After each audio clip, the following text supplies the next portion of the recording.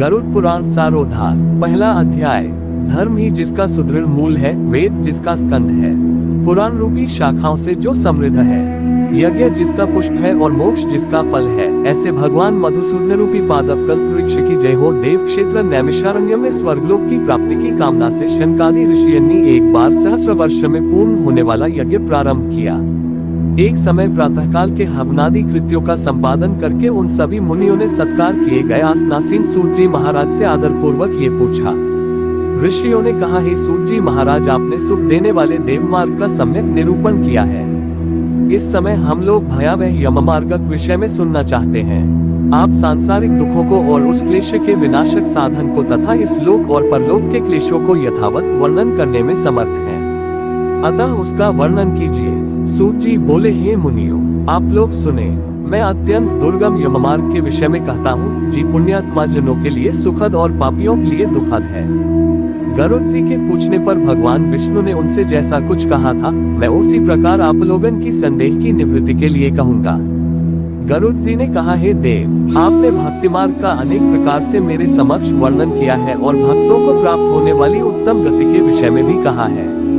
अब हम भयंकर यम मार्ग विषय में सुनना चाहते हैं। हमने सुना है कि आपको भक्ति से विमुख प्राणी वही नरक में जाते हैं का नाम सुगमता पूर्वक लिया जा सकता है। जेवा प्राणी के अपने वश में है तो भी लोग नरक को जाते हैं। ऐसे अधम मनुष्यों को बार बार धिक्कार है।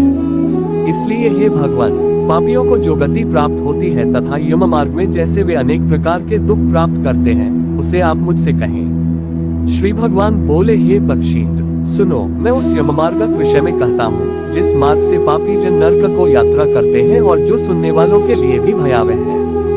हे ताए, जो प्राणी सदा पाप प्रायण हैं, दया और धर्म से रहित हैं, जो दुष्ट लोगों की संगति में रहते हैं, सत्शास्त्र और सत्संगति से विमुख हैं, जो अपने को स्वयं प्रतिष्ठित मानते हैं, अहंकारी हैं तथा धन और मान के मद से चूर हैं, आसुरी शक्ति को प्राप्त है तथा दैवी संपत्ति से रहित हैं, जिनका चित्त अनेक विषयों में आसक्त होने से भ्रांत है, जो मोह के जाल में फंसे हैं और कामनाओं के भोग में ही लगे हैं, ऐसे व्यक्ति अपवित्र नरक में गिरते हैं। जो लोग ज्ञानशील हैं, वे परम गति को प्राप्त होते हैं।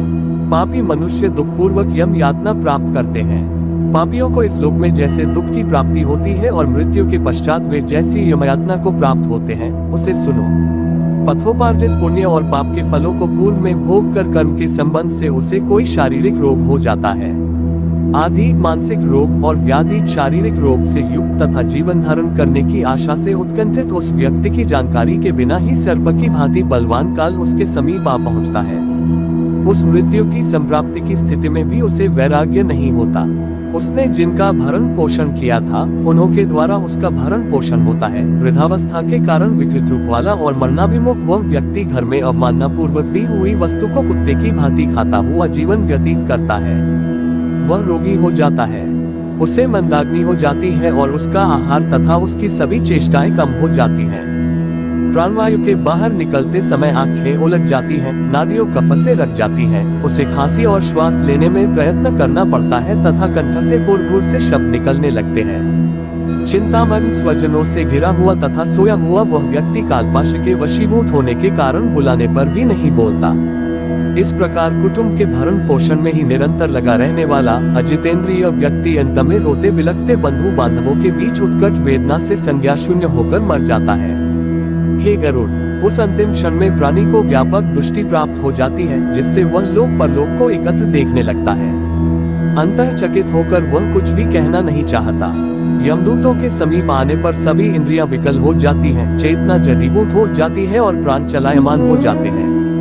आतुर काल में प्राणवायु के अपने स्थान से चल देने पर एक क्षण भी एक कल्प के समान प्रतीत होता है और सैकड़ों बिच्छुओं के डंक मारने से जैसी पीड़ा होती है, वह मरणासन व्यक्ति फेंक उगलने लगता है और उसका मुख लार से भर जाता है। पापी जनों के प्राणवायु अधोद्वार गुदामार्ग से निकलते हैं। उस समय दोनों हाथों में पाश और दंड धारण किए, नग्न दांतों को कटकटाते हुए क्रोधपूर्ण नेत्र वाले यम के दो भयंकर दूत समीप में आते हैं। उनके केश ऊपर की ओर उठे होते हैं, वे कोय के समान काले होते हैं और टेढ़े मुख वाले होते हैं तथा उनके नख आयुध की भांति होते हैं। उन्हें देखकर भयभीत हृदय वाला वह मरणासन प्राणी मलमूत्र का विसर्जन करने लगता है।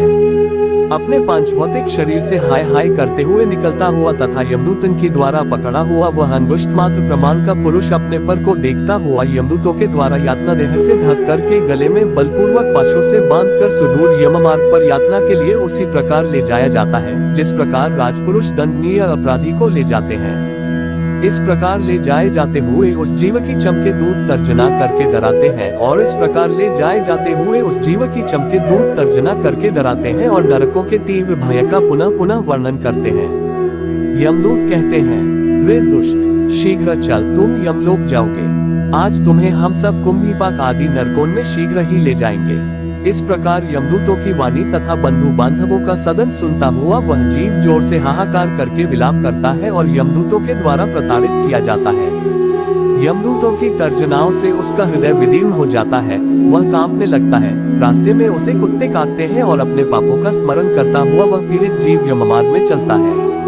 भूख और प्यास से पीड़ित होकर सूर्य, दावाग्नि एवं वायु के झोंकों से संतप्त होते हुए और यमदूतों के द्वारा पीठ पर कोड़े से पीटे जाते हुए उस जीव को तपी हुई बालुका से पूर्ण तथा विश्राम रहित और जल रहित मार्ग पर असमर्थ होते हुए भी बड़ी कठिनाई से चलना पड़ता है।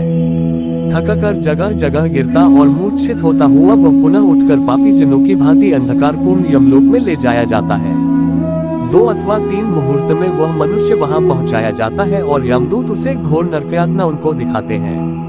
मुहूर्त मात्र में यम को और नारकीय यातनाओं के भय को देखकर वह व्यक्ति यम को आज्ञा से आकाश मार्ग से यमदूतों के साथ पुनः इस लोक मनुष्य लोक में चला आता है। मनुष्य लोक में आकर अनादि वासना से बद्ध वह जीव देह में प्रविष्ट होने की इच्छा रखता है, किंतु यमदूतों द्वारा पकड़कर पाश में बंधी दिए जाने से भूख और प्यास से अत्यंत पीड़ित होकर रोता है। हे ताए, वह पातकी प्राणी पुत्रों से दिए हुए पिंड तथा आतुर काल में दिए हुए दान को प्राप्त करता है तो भी उस नास्तिक को तृप्ति नहीं होती। पुत्रादि के द्वारा पापियों के उद्देश्य से किए गए श्राद्ध, दान तथा जलांजलि उनके पास ठहरती नहीं। अवह पिंडदान का भोग करने पर भी वे क्षुधा से व्याकुल होकर यममार्ग में जाते हैं। पिंडदान नहीं होता, वे प्रेत रूप में होकर कल्प पर्यंत निर्जन वन में बहुत दुखी होकर भ्रमण करते रहते हैं। सैकड़ों करोड़ कल्प बीत जाने पर भी बिना भोग किए कर्मफल का नाश नहीं होता और जब तक वह पाए जीव यातनाओं का भोग नहीं कर लेता तब तक उसे मनुष्य शरीर भी प्राप्त नहीं होता। हे पक्षी, इसलिए पुत्र को चाहिए कि वह 10 दिनों तक प्रतिदिन पिंडदान करे। हे पक्षी श्रेष्ठ, वे पिंड प्रतिदिन 4 भागों में विभक्त होते हैं। उनमें 2 भाग तो प्रेत के देह के पंचभूतों की पुष्टि के लिए होते हैं, तीसरा भाग यमदूतों को प्राप्त होता है और चौथे भाग से उस जीव को आहार प्राप्त होता है। रात दिनों में पिंड को प्राप्त करके प्रेत का शरीर बन जाता है और 10वें दिन उसमें बल की प्राप्ति होती है। खग, मृत व्यक्ति के देह के जल जाने पर पिंड के द्वारा पुनः 1 हाथ लंबा शरीर प्राप्त होता है, जिसके द्वारा ये प्राणी यमलोक के रास्ते में शुभ और अशुभ कर्मों के फल को भोगता है। पहले दिन जो पिंड दिया जाता है उससे उसका सिर बनता है, दूसरे दिन के पिंड से ग्रीवा, गर्दन और स्कंध कंधे तथा तीसरे पिंड से हृदय बनता है। चौथे पिंड से पृष्ठभाग, पीठ, 5वें से नाभि, छठे तथा 7वें पिंड से क्रमशः कटी, कमर और भुजांग उत्पन्न होते हैं। 8वें पिंड से उरु, जाएं और 9वें पिंड से जानु, घुटने तथा पैर बनते हैं। इस प्रकार 9 पिंडों से देह को प्राप्त करके 10वें पिंड से उसकी क्षुधा और तृषा, भूख प्यास ये दोनों जागृत होती है। इस पिंड शरीर को प्राप्त करके भूख और प्यास से पीड़ित जीव 11वें तथा 12वें 2 दिन भोजन करता है। 13वें दिन यमदूतों के द्वारा बंदर की तरह बंधा हुआ वह प्राणी अकेला उस यममार्ग में जाता है। हे खग, मार्ग में मिलने वाली वैतरणी को छोड़कर यमलोक के मार्ग को दूरी का प्रमाण 86,000 योजन है। वह प्रेत प्रतिदिन रात दिन में 247 योजन चलता है। मार्ग में आए हुए इन 16 पुरो नगरों को पार करके पातकी व्यक्ति धर्मराज के भवन में जाता है। बहुभीतिपुर को पार करके इनके आगे यमपुरी में धर्मराज का भवन स्थित है। यमराज के दूतन की पाशों से बंधा हुआ पापी जीव